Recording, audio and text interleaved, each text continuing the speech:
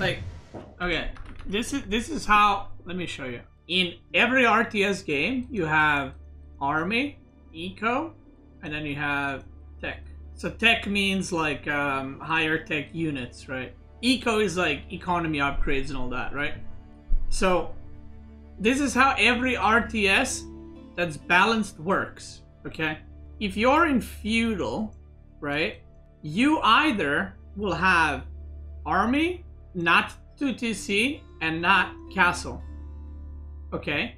Or you will have no army, but you're gonna go 2TC and you're gonna have slower age up. Or you will age up fast, but you won't have 2TC and you won't have army. Does that make sense?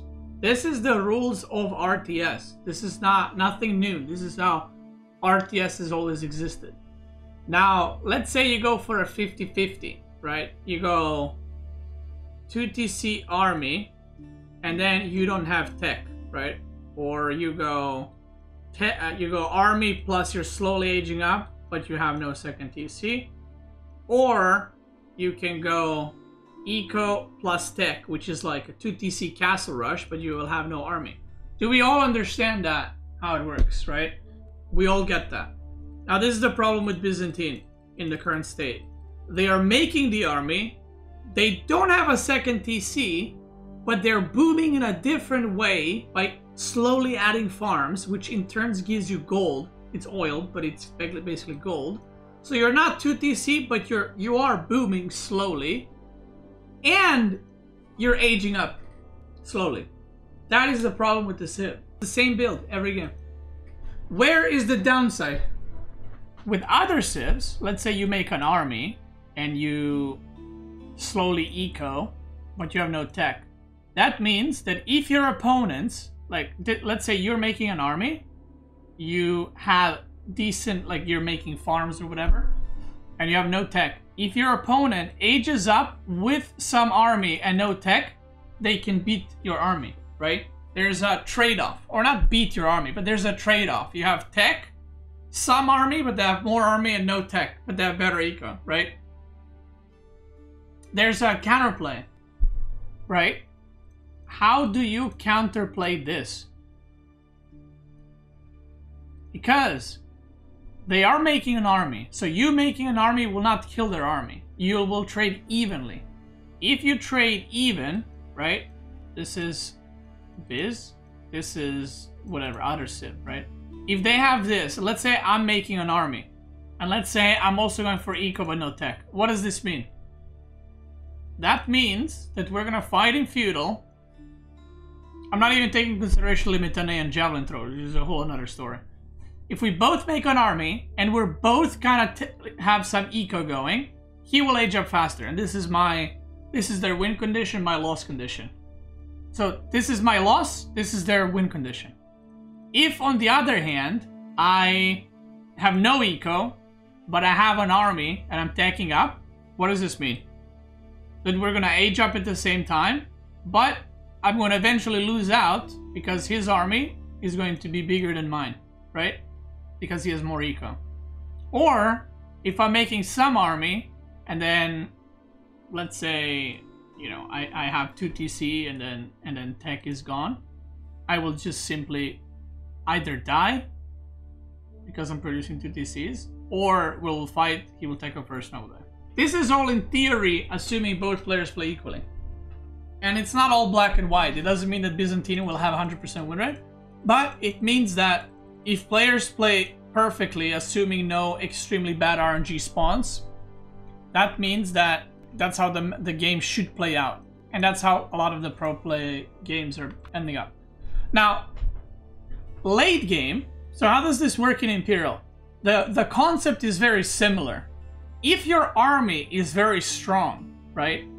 Let's say your army is a 10 on strength, right? Your units, like whatever units you have are 10. They're the strongest in the game. And let's say your unique tech is 8. Eco is how strong your economy is. Passive gold, how many workers you need, and so on. Where do you think eco should be based on this? Like what strength should eco be? It should be, in my opinion, between 3 and 5, right? 3 to 5, because that makes sense, right? You're gonna need 140, 150 workers to produce this army, but once you produce it, it is very strong. That's the again, this is how every RTS works. This is not new. This is not new. This is how every RTS works, okay? Or should work, at least. So, if your economy requires you to put a lot of workers, that means you'll have less army for supply, less supply for the army, but that means that your army should be stronger. That's how you balance the game, right? If, again, let's go the other way, right? If your army is a 4 in strength, your army is 4 in strength, your passive income is 10, and your tech is 7. A civ like this exists. What civ is this? This is Mali. Again, makes sense, right? They have insane amounts of passive gold from pit mines. They have Menza Quarry, which is more passive gold. They have cows, which don't cost supply, and they give you like 1,000 food per minute. And that, like, their passive eco is crazy. I know a lot of people don't consider Malian to be a very strong eco civ, but they're not an eco civ. Their economy is very strong, which is why Malian is so strong in castle, because you don't need workers as much as other civs to produce that many units. The problem with Malian is their army is not that good in Imperial. Maybe it's not a 4, maybe it's even a 5. Maybe their tech should be like a 5 or 6 and an army of 5. But you get the idea, right? It's how the game works. So, again, let's go back to Byzantines and why they're currently the strongest civ in Imperial in the game. Like, we just saw a game where they mowed down China. One battle, Byzantine won, and then he just pushed into the base and won the game, even though the China player was producing, right? Their army in the late game is a 10, easily. Why? Varangian Guards are the strongest men-at-arms in the game in Imperial, without a doubt. They beat HRE men-at-arms in 1-to-1. They have mercenary units from other civs, so they can make longbows, which are obviously the strongest archers in the game. They can make lens shits, which are very good in Imperial because you have a lot of melee clashes. Streltsy, which are obviously very good hand cannoneer type unit. They can make javelin throwers, camels. The camels can give you debuff for the enemy cavalry. They can give you more armor. You get the point, right? Their army is very strong. Now this is where the issue lies. Their tech is tech of the units, right? And I would say their tech of the units is probably like an 8. Tech or unique techs, right? Or maybe even a 9. 8 or 9, doesn't matter. They have mangonel emplacements, which are the strongest emplacements in the game. Byzantine player make mangonel emplacements over bombard emplacements on their towers. Their keeps are very strong. Their farms are very strong. You get passive gold in oil. You have cistern tech that gives you basically HRE chapel on all your villagers, right? It's like an 8 or 9, doesn't matter. And then, this is the issue. Remember how we talked about this? If your army is strong, your eco should be pretty bad to where you need 140 plus workers to sustain this army, right? Well, Byzantine needs about 90 workers to fully produce Varangian Guards and make oil units, which are gold units. And that's the problem. So, their economy, in terms of how many workers you need in the late game, is like a 9 or a 10. So not only they can spam units, but their units will also beat your units, and they will have more of them. That's the issue. So this used to be English, if you guys remember. Before we got new civs, there was the same issue with English. The way it worked when we had 8 civs, no civ could generate that much passive gold. So what ended up happening is English farms, English could play with 80 workers, 90 workers. I'm talking early AoE 4. You had 8 civilizations. Rus had hunting cabins. They had passive gold, and I can't remember, but I think you could get up to 800 gold per minute. Someone can correct me if I'm wrong on that. In the old patch, I think it was up to 800 gold per minute. Then you had French that were putting guild hall. They were putting it usually on stone because they were always making traders. But you could also put it on gold. I don't know what exact gold per minute is, but most of the time French put their guild hall in stone. You had Abbasid that had no passive gold. You had a Mongol, no passive gold. You had Abbasid, Delhi. Delhi had sacred sites, but that's kind of like relics. That's not passive gold. You had to capture sacred sites. Then you have China, taxes. I also am not sure what gold per minute, but let's say it was 4 to 500. Okay, I don't know the exact number. Let's say it was 4 to 500 per minute. And then you had HRE, which is again relics. But let's be nice, okay?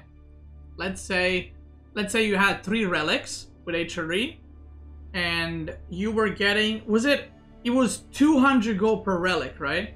Wait, was it 300? 300 gold per relic. So you were getting 900 gold per minute for the cathedral, but you would get 100 gold each, so you get 600 gold per minute. Do we understand what I mean? Because 300 gold other civs would get too, so this is the bonus that they were getting. Assuming you get the relics, right? So this is the only passive gold in the game. And then you had English, which, by the way, the enclosures now are nerfed. And I don't remember the numbers. Someone might remember the numbers in the chat. 1 gold every 3.5 seconds. Okay, how much is that? How much is that in a minute? 17. Which means... Fuck it, I'll go open a calculator. So if you had, let's say, 80 workers on farms. No, not the plus, man. Look at that. Gold per minute. And then you had, let's say, 20 workers on wood. So you used 100 workers as English. So as English, you would get 4k food per minute. You would get I'll say 1.6k gold if you got 2 relics. 1,560 if you got 2 relics. Gold per minute. And you were getting, like, let's say, I don't know, 1k wood with 100 workers. Now, do you know what other civs needed to do in order to reach this? English did not need to mine gold at all. English did never make traders. They never made traders in early AoE4 for like a year and a half of the game. They never made traders. They just made farms. And the more farms they made, they just spammed knights and men-at-arms, and you cannot contest. Because what happens? Some players even went below 100 workers, by the way. So you would have an English player with 80 workers. I lost and won games against this. An English player would have 80 workers, literally just getting gold and food, and they would spam men-at-arms and knights, and you would lose because you cannot sustain. You simply don't have enough income. Not only that, their army is 120, and your army is like 60 or 70, because you need 100-ish workers for food and wood, and then you need also traders to be able to make gold units. So because of this, English was the dominant civ, right? The only civs that could contest English sometimes was Rus, depending on the map. Like, if the map was very straightforward, like you can just push straight forward, Rus was making Streltsy, and they had better siege, and that was a big reason why. Every other civ was struggling against English big time, because they just used less supply for their workers and had more supply for their units, and had higher gold income. Now eventually, over time, English got nerfed on the farms. Now, since it's obviously been nerfed quite a bit, and not only that, but also a lot of other civ passive golds have been buffed, right? There's a lot of other ways to get gold. The balance has changed quite a bit.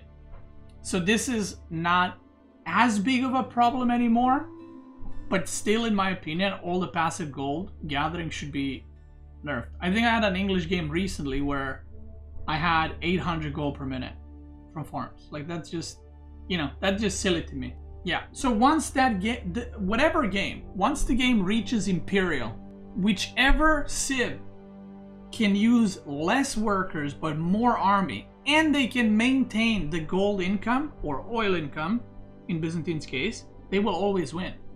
I think the players in AoE 4 got so good at now surviving till late game and maintaining their like workers and army and all that it's so hard to finish games at the high level, and it just ends up being like mass gold passive versus mass gold passive income and just clashing into each other. And I personally would love to see like all the passive golds nerfed, like Malian passive gold, English passive gold, Rus passive gold, Byzantine oil, HRE passive gold. Like, I think we should, you know, be playing for the resources on the map. I think every game in AoE starts great, right? You fight for sheep with your scouts. Then in feudal, you fight for food. Then in castle, you fight for gold and stone. And then in imperial, you're not fighting for anything. You're both sitting in your bases and rallying units. And that's a bit weird to me. That's it. Maybe I'll upload this rant on YouTube. We'll see. If you're watching on YouTube, thank you for watching. This was completely unplanned. I was waiting for a game, and yeah. Check me out on Twitch. I'm probably live right now. Twitch gamers. Let's keep going.